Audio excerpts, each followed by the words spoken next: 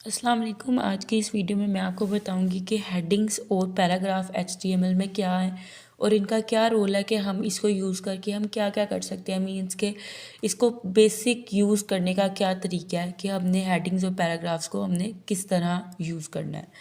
तो first of all देखें, headings को हम क्या करेंगे यूज़। हेडिंग्स जो हैं वो टोटल 6 यूज़ होती हैं HTML में, जस्ट 6।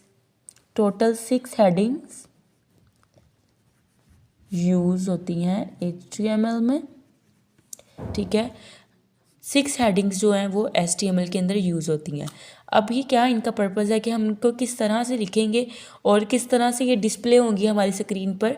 तो सबसे पहले जो है ये देखें, सबसे पहले जो है हमारी हेडिंग फर्स्ट जो है इसको हम ऐसे लिखेंगे और इसका जो क्लोजिंग टैग है वो जैसे मैंने आपको प्रीवियस वीडियो में बताया कि हमने इसका क्लोज टैग भी लाजमी करना है वरना हमारा सिंटैक्स एरर आएगा। उसके बाद जो है हमने क्या करना है कि इसकी जो सेकंड हेडिंग का नेम है वो होगा H2। यही आपका कंपाइलर समझेगा कि H2 जो है वो कौन सी हेडिंग है, H1 कौन सी है। तो आपने ये ध्यान से लिखनी है हेडिंग्स के नेम और इसके बाद H4 आ जाएगा हमारे पास। इसका सेल्फ क्लोजिंग टैग भी होगा और H5, H6 और H5, H6 और इसका क्लोजिंग टैग भी H6, ठीक है। तो ये थी हमारी हेडिंग्स। अब इस हेडिंग के अंदर हम क्या लिखेंगे कि जिससे हमारी इफ़ेक्ट होगा हेडिंग्स पे कि इसका नाम क्यों हमने H1 H2 H3 दिया, क्योंकि इस हेडिंग्स का करने पे भी इस पर असर पड़ सकता है क्योंकि इसके साइज़ में चेंजिंग आएगी। क्योंकि जो H1 है वो सबसे बड़ी हेडिंग है, H2 उससे छोटी है, H3 H2 से छोटी है, H4 जो है H3 से छोटी होगी। इसी तरह फर्दर जो है ये हेडिंग्स के साइज़ जैसे जैसे हम H4 H5 H6 आते जाएंगे उतनी ही ये उसके साइज़ भी डिक्रीज़ होते जाएंगे। तो H1 का फॉर एग्जांपल हम देखते हैं यहाँ पर हेडिंग, तो यहाँ पर हेडिंग का साइज़ बहुत बड़ा आएगा। फॉर एग्जांपल हमने जस्ट फॉर एग्जांपल ली कि एच हेडिंग का साइज़ यहाँ पर सबसे बड़ा है। जब हम हेडिंग 2 पे जाएंगे तो यहाँ पर ये थोड़ी सी छोटी हो जाएगी। जब हम हेडिंग 3 पे जाएंगे ये और छोटी हो जाएगी।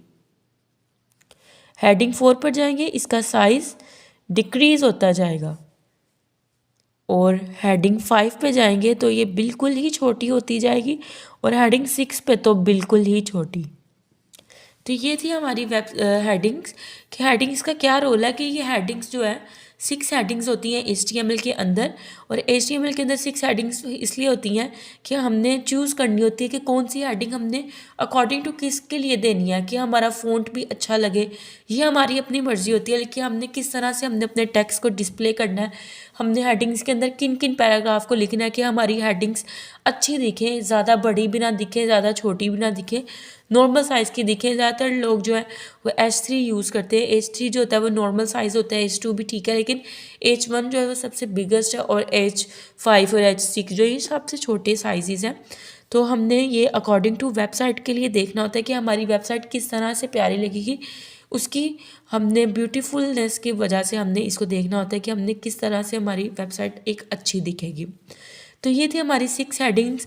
और इसके बाद जो हमारे पैराग्राफ है, पैराग्राफ तो हम वैसे लिखेंगे कि पैराग्राफ के अंदर हम कुछ भी लिख देंगे। अब पैराग्राफ के अंदर हम कोई भी डमी टेक्स्ट प्रोड्यूस कर देते हैं, कोई भी डमी टेक्स्ट, मतलब अब हमारे पास हम फॉर एग्जांपल किसी चीज़ की प्रैक्टिस कर रहे हैं, अब हम एक साथ एक वर्ड बगैर स्पेस के लिख दें वो बिल्कुल भी अच्छे नहीं लिखेंगे। तो हम इसके लिए एक फार्मूला है लॉरम।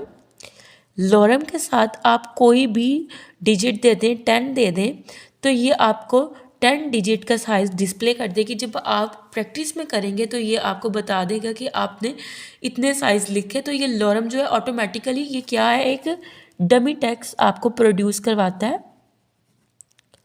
ये एक डमी टेक्स्ट है लॉरम और इसका हमने सेल्फ क्लोजिंग टैग कर देना।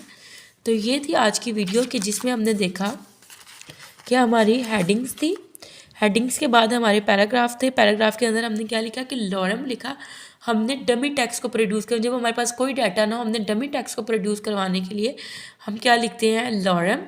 लॉरम के बाद अगर हम 100 वैल्यू भी दे दें तो हमारा टेक्स्ट उतना ही डिस्प्ले हो जाएगा।